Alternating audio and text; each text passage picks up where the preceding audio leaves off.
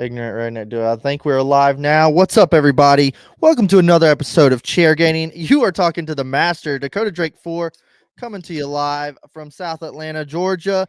I'm running the show. No Rattlesnake this week. He is on a secret mission gathering some recon. Daytona's coming up.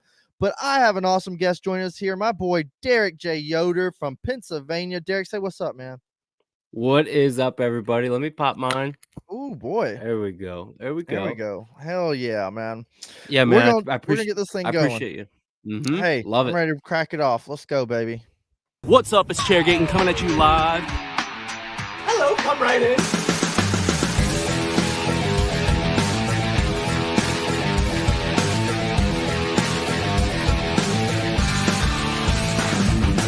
Rock, flag, and eagle.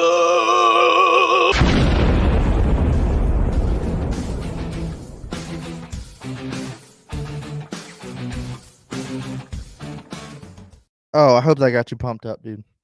It did. Oh, I'm man. ready to go. Fired up. What's up, everybody? I'm gonna try to manage all the IT and I can. Rattlesnake's usually the king of this, so I apologize in advance, but we're doing it. My boy Derek from up north.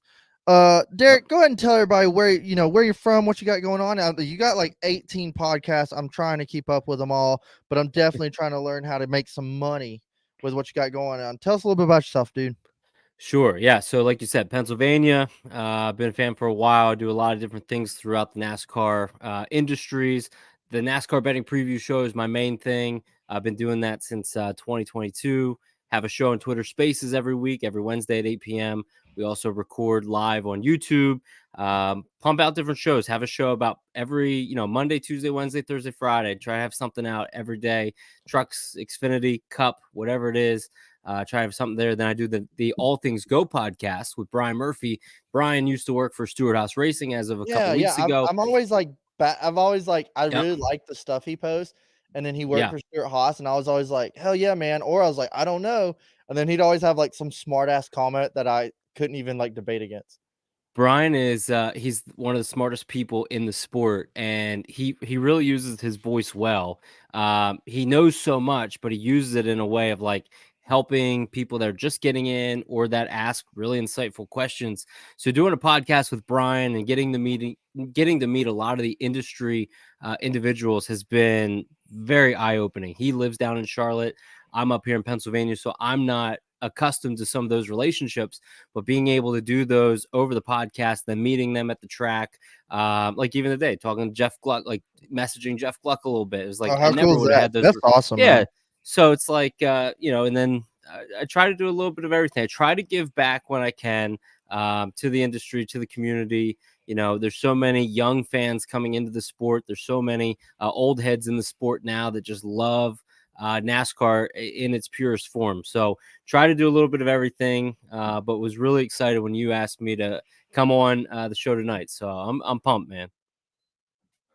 Hell yeah, brother. We've been trying to get this linked up. I mean, you've been Twitter buds for a minute. And how'd you and Brian meet? Yeah, so Brian and I met actually on my Twitter Spaces show, the NASCAR betting preview show. He jumped in the Spaces the one time. Okay. And if anybody isn't familiar with what I guess they're called X Spaces now, it's almost like a podcast meets a radio show where you can kind of host a large forum and people can come in and request to speak. I saw Brian was in the audience. He requested to speak. We talked a little bit about Stewart Haas that coming week. And then I think they went on to win. I want to say it was Michigan or leading up to there. And then they won Michigan. We had him on again, asked him about morale. And then he actually got in the plane with the team, flew up. I went down to Richmond with a couple people, and he flew up to Richmond, met him personally. But I knew when we started connecting that if I do a podcast outside of the betting space and in the motorsports arena, I want to have Brian on as a co-host because he's the perfect the balance. He can be fiery, he's very insightful, and it knows a lot of different forms of motorsports. So that's kind of how we got linked up, and he said yes instantly. So it's been a lot of fun. Hell yeah, man. That's like a NASCAR friendship romance if I ever heard it. That's like me and Rattlesnake. Perfect. He's not here tonight. I wish he was, but like me and him, similar story. He was looking for a co-host. I was always talking mad shit on Twitter. And he was just kind of like, hey man, you want to come on? And then we were best friends from the start. And it's kind of cool, the good side or positive side of these social media platforms, or just like me and you meeting, is like you get to meet other people from all over the country that have the same interests as you, coming from different backgrounds. Everything is like, wow, there's other people out here like me. And then like I have friends all over the East Coast now, just because we like NASCAR. You also get the other side of it where you meet total pieces of shit, but we just ignore those kinds of people. But Yeah, that's right. hell yeah, man, that's awesome. Definitely, I always try to like, what's up, Nick? Nick says, so it is Daytona week. God, we're gonna get there. I can't wait. Yeah. But dude, I try to keep up with some of your shows, and then I'm always like, I'm like, oh crap, his show's not up yet, and then I'll be like, I'm gonna go ahead and grab this guy at this odds, or this guy's got good odds, and then I'll bet, and then I listen to one of your shows, and you'll be like, yeah, no, not him. That's funny. No, it's an interesting thing. The betting industry as a whole is definitely growing. You're seeing it in all the other forms of sports like MLB, NFL, NBA, NHL. They're obviously soaring with it. They've embraced the betting element. NASCAR is embracing, or has embraced it, and it's just taking some time for really some of those teams or companies to really get affiliated inside the sport. RCR, they have a BetMGM partnership. 23XI has a DraftKings partnership. And so we get to see some of these elements come out. Barstool, who's done a lot with NASCAR, and NASCAR has a good marketing partnership with them, where we're able to see some of that branding. So it's a lot of fun. It's a lot of fun to talk about. It's a lot of pressure to put picks out publicly and, roast you for it, which is good. And you kind of ask for some of that. Like when we were in Atlanta together, I called it my legacy plays. Kyle Larson, Austin Cindric, and I was like, I'll put a legacy play on these guys because nobody else is going to back, especially Kyle Larson on a super speedway. Because if you look at track history, it's terrible. Like it's just really, it's his worst sort of track. But when we were watching the race together in the grandstand, who was leading? Like in the first stage, it was Kyle Larson. So it's a lot of fun. You're feeling good about it for a minute. I was feeling so good about it. Just feeling good about him and Cindric. I was feeling real good. So it is a lot of fun going, unlike any other sport, NASCAR in all their track variations, it's going to be a different guy each week. Like this week could be like a Bubba Wallace type, whereas like last week, we know it's going to be AJ Allmendinger is going to be up there, Michael McDowell. So I love the sport because it's always different names you can talk about. So I appreciate you supporting the shows and trying to catch them when you can. So yeah, I try, man. Little guy out here. Dude, man, I always find myself, I've been betting, or I started betting like last year. I really still don't know a lot about it, but kind of getting to where I'm like, okay, I'm kind of like, I'm just going to pick 5 guys. I don't bet nothing big. And I said, I'm going with these 5 guys. And for like the last 4 weeks, I'm in a couple, or like that was just betting. I'm in a couple of group chats with guys where like we have our own little friend league, or like little point system, or I'm in one league where everybody throws in $5, and the winner, if you bet the winner, you win it all. And it's a bunch of fun little friend stuff like that. But it was like the last 3 or 4 weeks, like I had Martin Truex at Michigan, and I lost a couple $100 on Martin Truex Jr. And I was so pissed, but I was happy for Busher. And then I had McDowell last week at Watkins Glen. When he took the lead, I was like, dude, hell yeah, like this is, and let's go back. And then he trashed, and it was like, I feel like the last couple of weeks I've been like, I got it right, I just can't finish. That's the exact thing I was going to say. You were right. The result didn't work out the way you wanted. Look at Michigan, Martin Truex. Nobody had a better car than Martin Truex. Busher did not have a better car. Busher had what was it? They were side by side going into 1 and 2. Truex really took care of Busher, slid up the track, got out of the gas, fell back to 3 seconds or so, which is pretty massive in NASCAR, but came back and almost got him at the end. You were on the right side of that. Obviously, the result didn't cash, and that's the more important part, right? You want that my part of it is when I'm giving out different plays, I want to make sure, yes, the bet hit, but if I was right. bad luck is going to happen from time to time anyways. So I would say with those two, McDowell, McDowell kind of shit on himself a little bit last week with, 3 different He pulled the issues, damn blown pin out of that engine. grenade. And he did. So that was unfortunate to watch the 34 car back up a win and then go from that. I guess that's the Ricky Bobby saying, if you're not first, you're last kind of a thing. So, I'm glad to hear that you're responsibly getting involved in it. You do the things with your buddies a little bit. That's good. That builds some of that knowledge, your knowledge of the drivers and everything you're doing. So that's really cool. That's exciting. Hell yeah. So being up from Pennsylvania, like when did you start getting into NASCAR? When you were a kid, did your dad get you into it? How'd you Yeah. get into the sport? Yeah, it's a good question. So I got in, the first race I watched was the Pepsi 400 in 1998. It was supposed to be in July. It got postponed due to wildfires and got moved to October. I was in elementary school, I believe it was at the time, and had a buddy that his family was so devoted to NASCAR. I knew nothing about it. And he said, why don't you come over? My family's going to watch this race. They're huge Jeff Gordon fans. You're not allowed to bring Coca-Cola in, Pepsi only. Like it was like, Yeah, it was remember like the that? whole Remember thing. them days? Yeah, those were like what yeah, I do. So We're fighting words. I didn't know what I was getting myself into going to watch this race. Well, there were so many people in this living room. Jeff Gordon ends up winning, and it was like everybody's hooting and hollering. And I'm like, I don't know what I just witnessed, Yeah. but I'm in. Like this is give me more of this. So that was a lot of fun to be a part of. So from that moment on, I then followed it into the end of '98, into the '99s, and it was like I remember starting to watch every single race weekend, and then I went on a stretch forever where I watched every single race. But then I really got invested in it when the fantasy elements came out and you were able to pick different drivers. But then I just fell in love with it. My dad took me to my first race in 2001 at Dover. Jeff Gordon ended up winning that race. My dad didn't want to take me. He was very kind, was saying, all right, I'll take you. He didn't want to go.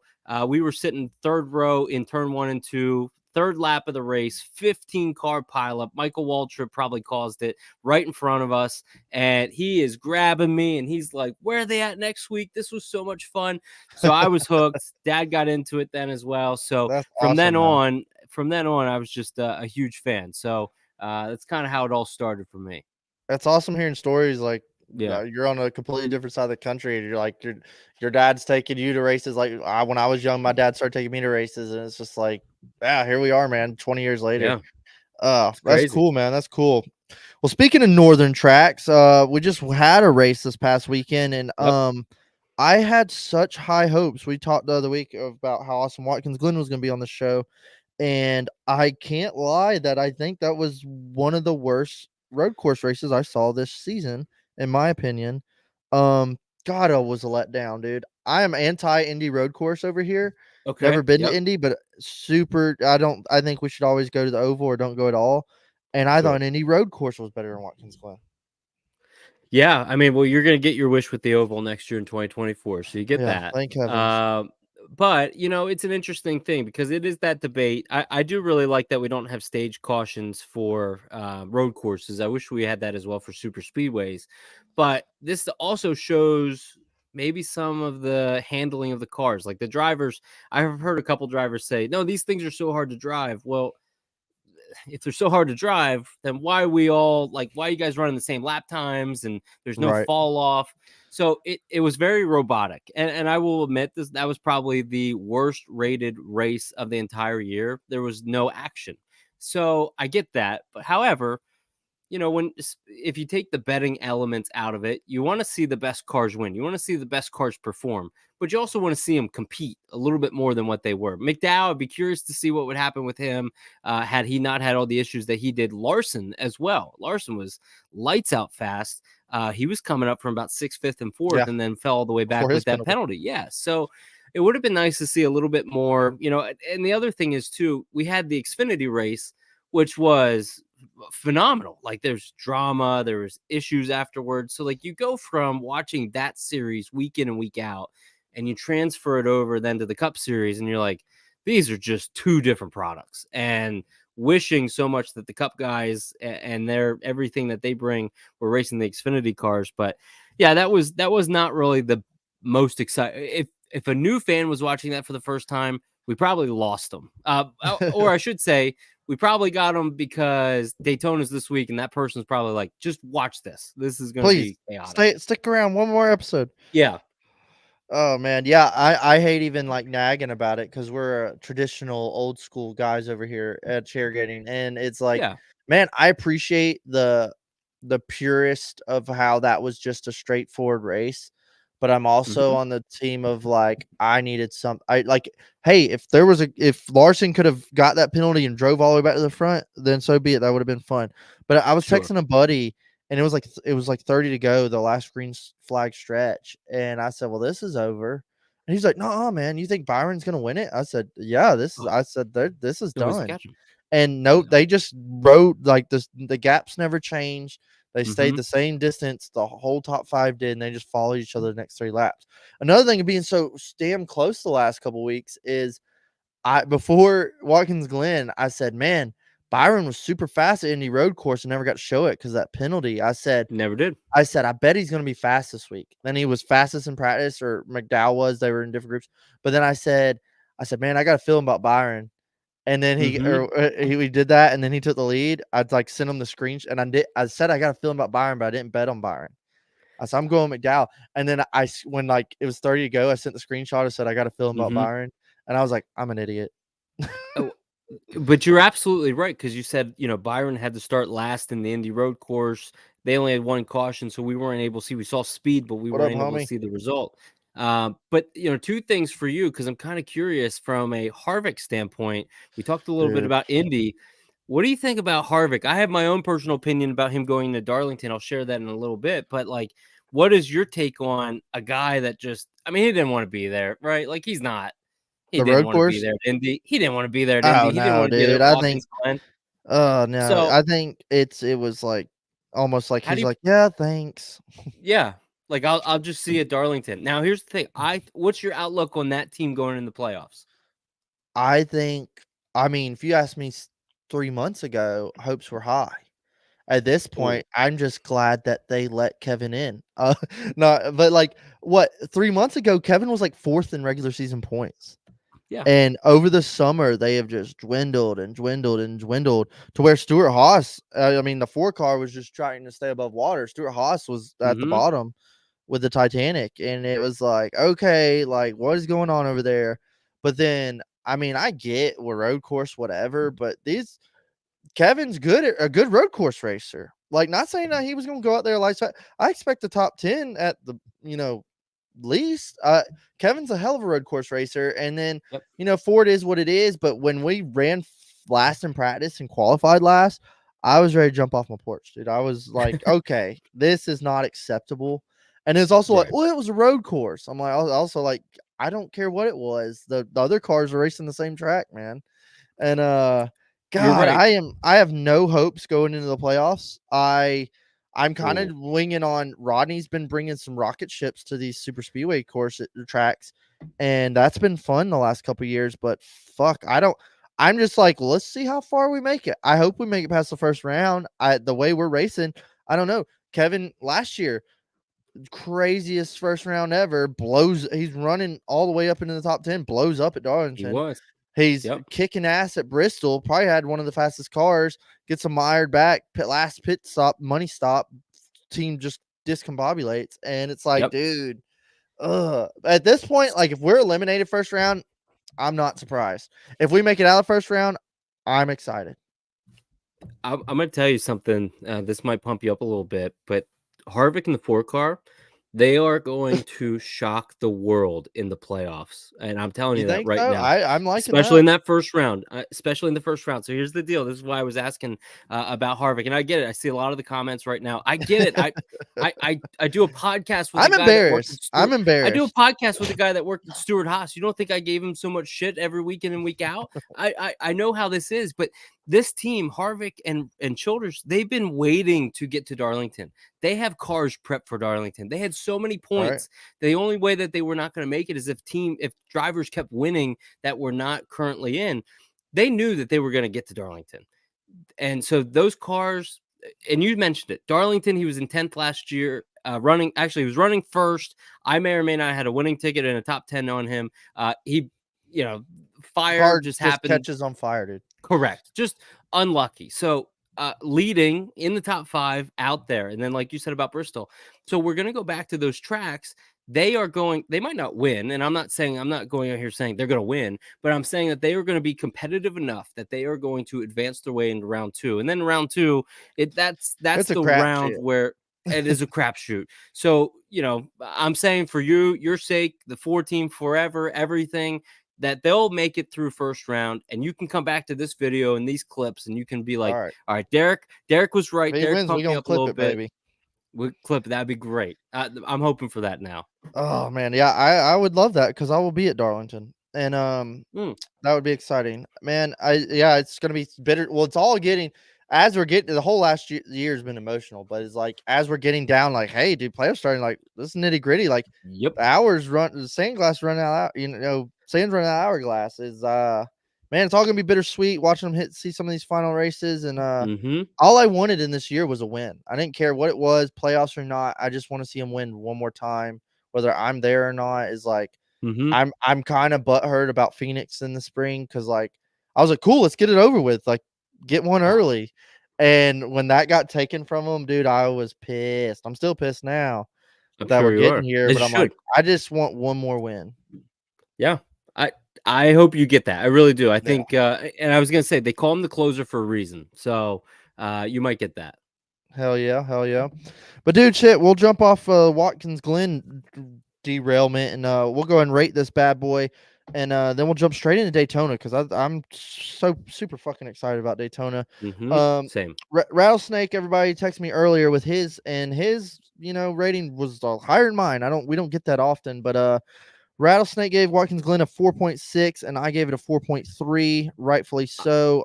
Very low in our standards. We're kind of picky on the show, Derek. I don't know if you ever get to see, but 5 is in the middle, 10 is the high. We very rarely get in the 9s, but that's about where we're sitting on Watkins Glen. What would you give it?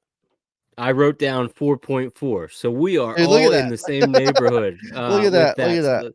That's funny. So yeah, no, it definitely. It wasn't great by any means, but it is what it is, and the best car won. But yeah, there was nothing that came out of it that was phenomenal. The only thing that we got was a last lap crash that everybody was like, please give us some type of drama between Austin Dillon and Kyle Larson. That was it. We didn't get anything else. Yeah, man. It just you know what my favorite part was? Chase Elliott running out of gas, and that says a lot. That my favorite part of the race was the guy running out of gas. Oh, but hey, I think there's a lot to look at with the cars too. Clearly, you're seeing that like they're trying their hardest to figure this out. I just hope they do. Sure. I'm no engineer mechanic, but I feel like it's like, hey, make them harder to drive, make them faster, make them tires wear out. I don't know, but instead they're like, let's mess with the splitter. I don't know. I don't know. Man. But dude, transitioning over, let's go. Daytona's coming up.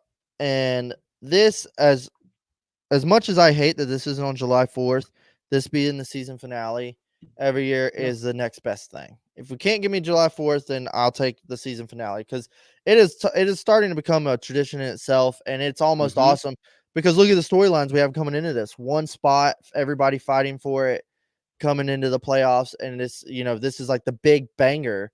Like we're not going to go to Daytona and be like, man, that race sucked. I knock on wood. I don't ever think we'll see a bad Daytona race, but I'm super fucking pumped for this. I wish I was there. Backstory. I always went to both Daytonas and or especially July race. That was like was our family vacation. We always July 4th went to Daytona. That was our thing.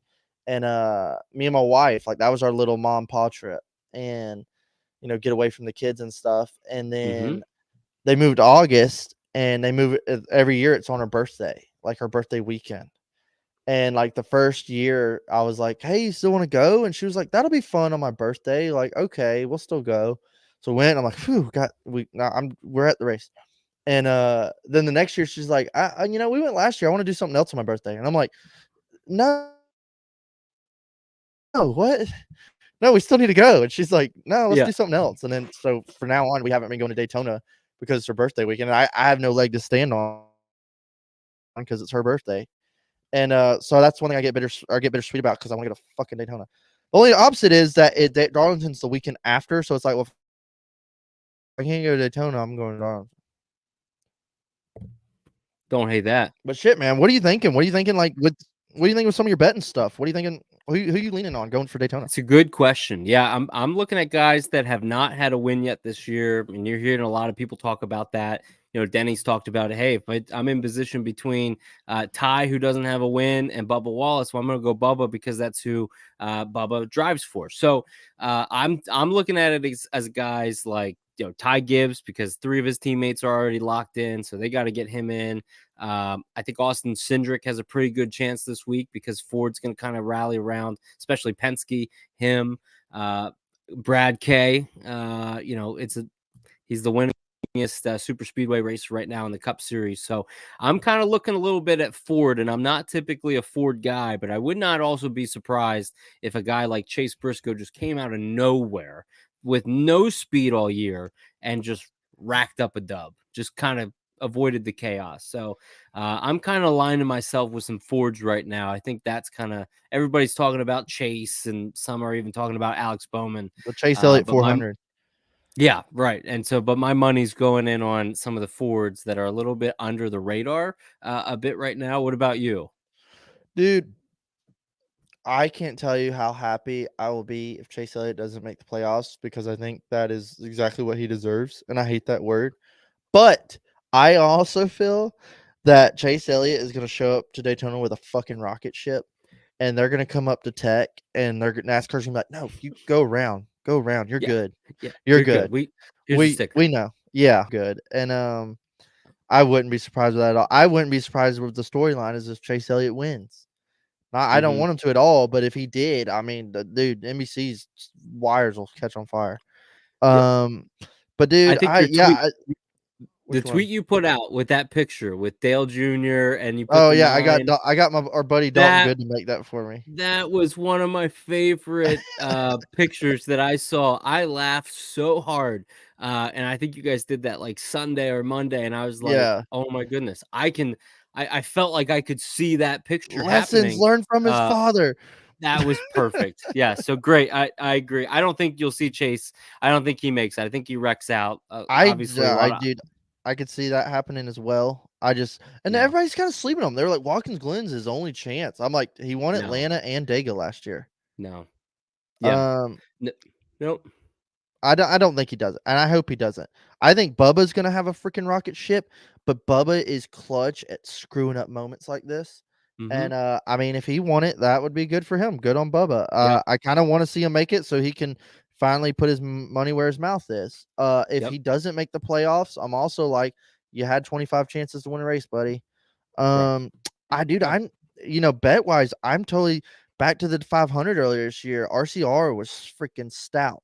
Kyle Busch was going to win that race. Roush was up there late. I mean, Brad K and Chris Buescher, if they get together, dude, and get up front, that's another thing. I think it's whoever gets up and leads these lines with the Gen 7 drafting, which I'm not a super big fan of, but with all this on the line, I think there's going to be a lot more riskier moves, not guys just riding. Because I mean, points don't matter really. What you got? I was gonna say I got a couple of stats for you that might back up your Chevy thinking a little bit. Let's hear it. Chevy has won 8 of the last 10, or I should say 8 of the first 10, so 80% of the Gen 7 super speedway races. So since 2022, 3 of the last 5 Daytona winners have started 17th or worse. So obviously, starting position does not matter here.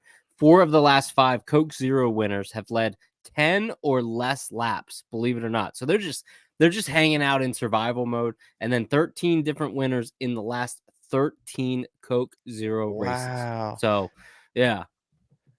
Oh man, I like when everybody's still around and it's like 20 to go. When 20 to go, it's time to go.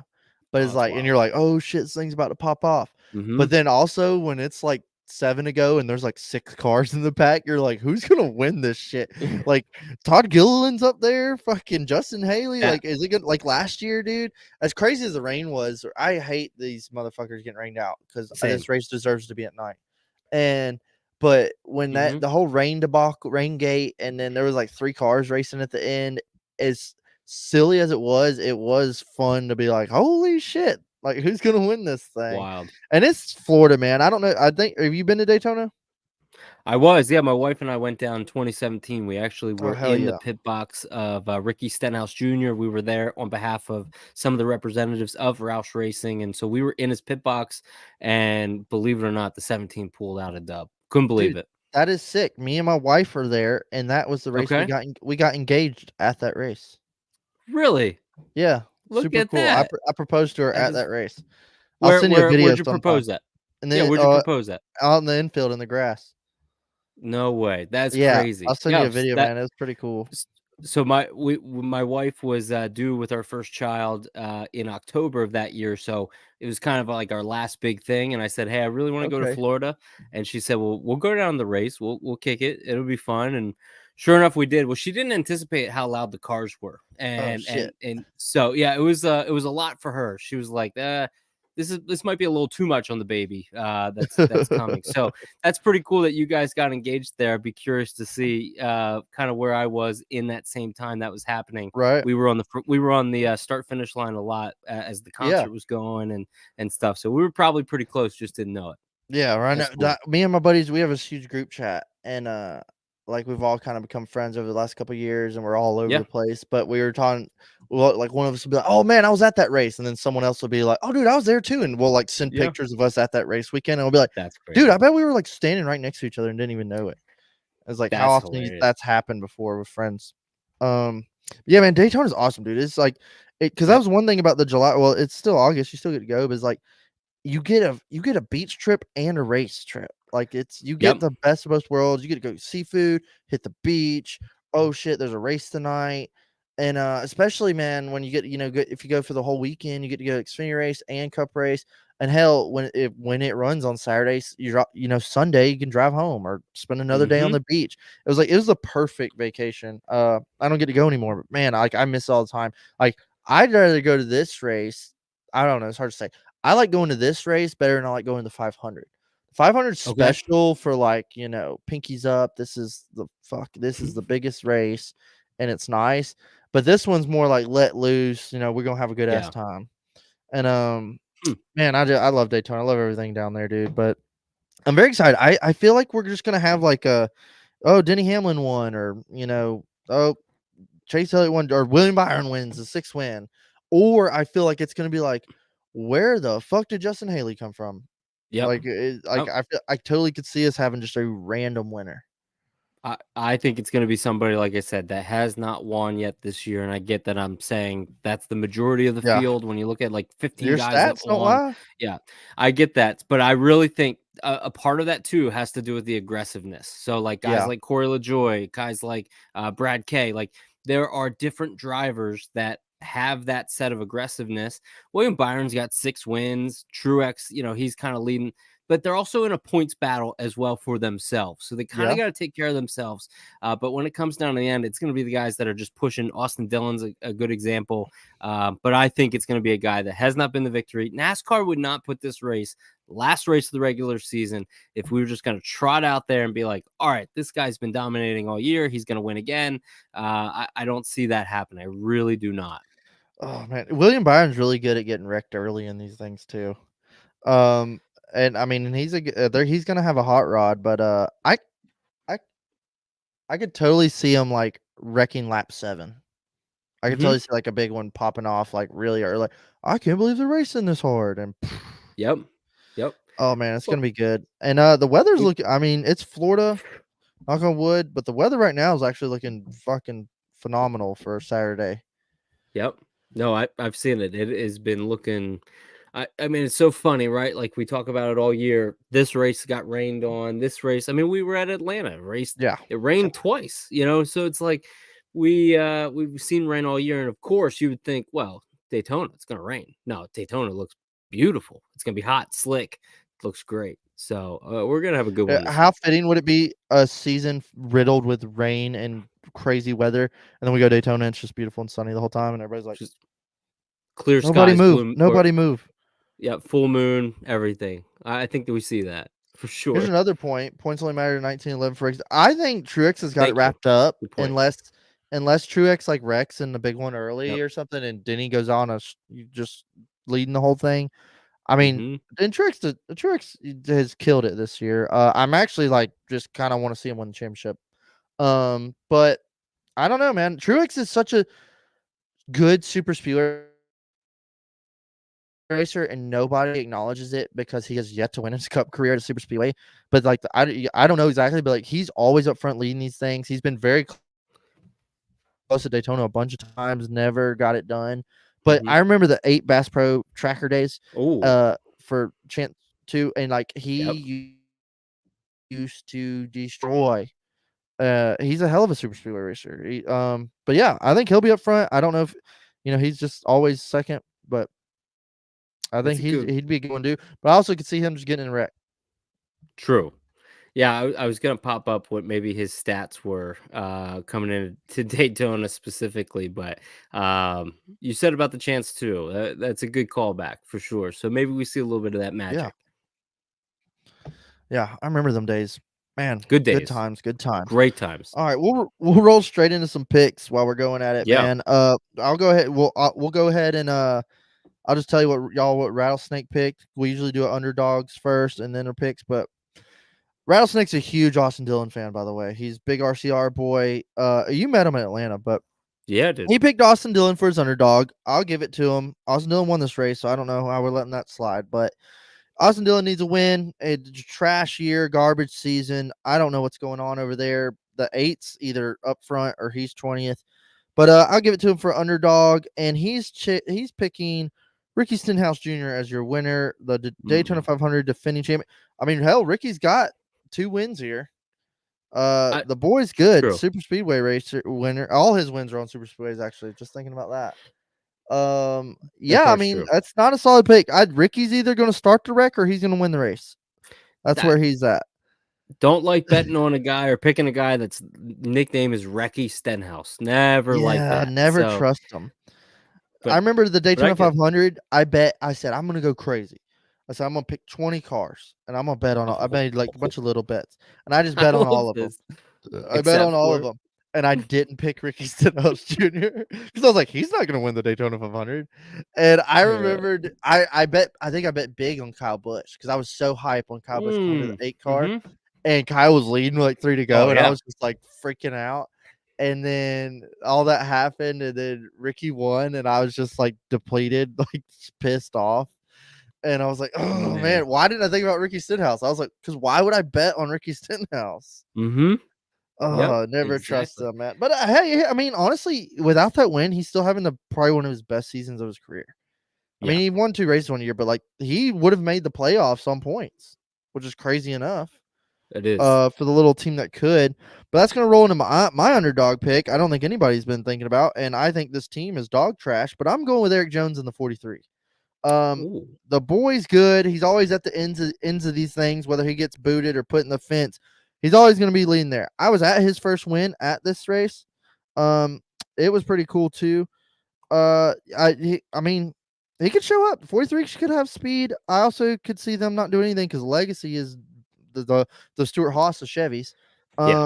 But dude, I don't know. I think it's just a wild card to look out for with Eric Jones. My lock of the week is going to be Brad Keselowski. I think he's going to be a bull in a china shop, trying to win the race, probably making the wrong move late and getting sent to the back. But I never count out Brad on these things. He's like the modern Dale Jr. Like in the heyday. He's always up front at these things. He knows to make the moves, whether he's got the car or not. But Roush is so hot right now. You're taking Brad to Daytona, and he's already locked in. I'd love to see. I want Brad to get the win in a 6. Like I want him to get a win just for himself. But if you were going to take an underdog and you were going to take a lock of the week, Derek, who would you pick?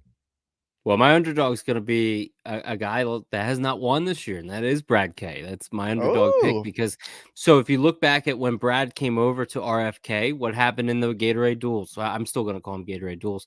They went back to back with the 17 and the 6. So yeah, it was badass. And then in 2022 at Talladega, again, may or may not have had money on this guy, so I know this and didn't hit. But he had the strongest car at Talladega, didn't work out. Had another strong car at Talladega again. I would say he had one of the fastest cars in Daytona. He was super aggressive. So give me Brad as my underdog pick because I think he is a guy that I'll allow it. does find his way to victory lane, then I'm going to go with Austin Cindric as my guy. I think it's just a name that, has not done much this year. But if you look at the 4 starts he's had at Daytona, he's got 1 win, obviously Daytona 500 first race of the year. He's got 2 top 5s, 2 top 10s, and, he's led 4.7% of the time he's been there. So I like it. I almost won this race a year ago when Austin Yeah. Dillon gave him the boot. I think Austin Cindric is also having like that sophomore slump where you're like, dude, what? Yeah. Like, I forget he's in the race sometimes. But also a Penske car, Ford, you put him out there, he can get it done. I think Ford's gonna be fast, like you were saying earlier. But I do. Sometimes we've been at these super speedways, and it seems like the 2 cars been faster than the 22 and the 12. Like, he knows how to put that pedal down, and he always has that horse. I can totally see Austin Cindric. Like, how the fuck is he leading this thing? Or I can totally see him being in the wreck on lap 7. Well, it's just one of those things too. It's like Blaney and Logano are in. And what did I say at the beginning of the show? Looking at guys that do not have wins where their teammates do. Both of his teammates have wins. And it could be a scenario. We know how good Joey and Blaney are at getting to the front, even in these things late. If there's a position where, hey, we can get Cindric in if we just kind of get behind him, choose Cone's element where you got 2 of his teammates right behind, pushing, ready to go. It's going to be lights out. Now you got blockers like it's in the NFL. You got a couple fullbacks behind you. So yeah, that's the thing too. Is if you like, I guess it was DVC. Is like, if you get up there and you got a couple guys that are like, say Bubba's leading, and you got to cut like the top 5 is all guys that have won. Is like they're gonna tell Bubba like, hey man, let's just chill out, don't do nothing crazy here. We just need to finish the race. But if Austin Cindric, Austin Dillon, and Justin Haley's up there right behind them, shit's about to get crazy. It's gonna be very, very curious is like how the playoffs shake out, and also like points, stage wins, and the winner of the race. This is free playoff points. Free. We're going in the playoffs. It's now or never. This is when you need them. Yep. Absolutely. As we're going in the playoffs, starting, since we got you on the show, who's 4 guys you're keeping your eye on to go to the Final Four? Well, I mean, I'll give you 2 that is just like the easiest things I could ever say, right? Martin Truex has been the strongest. He's been so fast. And even though TRD needs to have hot weather conditions, I feel like that's how they maximize their speed.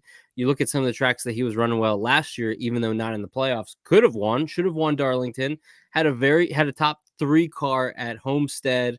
We know what he's able to do at some of these tracks. He had such a badass season last year, and everybody's like, he never won. He missed the playoffs. Correct. I'm like, he almost won like 8 races. Yeah.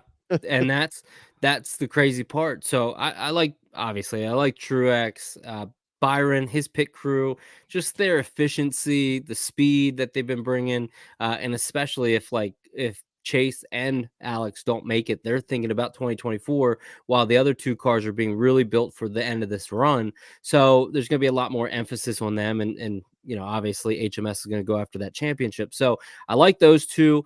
But some dark horse names that we're not really been talking about yet. You got to look at Christopher Bell. He does kind of come alive, but Kyle Busch. He does. Kyle Busch has arguably been one of the best drivers over the last. And I know Denny's really hot right now. From a podcast standpoint, it would be fun to watch Denny, be able to make it. But Kyle went on a serious run up until Atlanta, or I should say New Hampshire.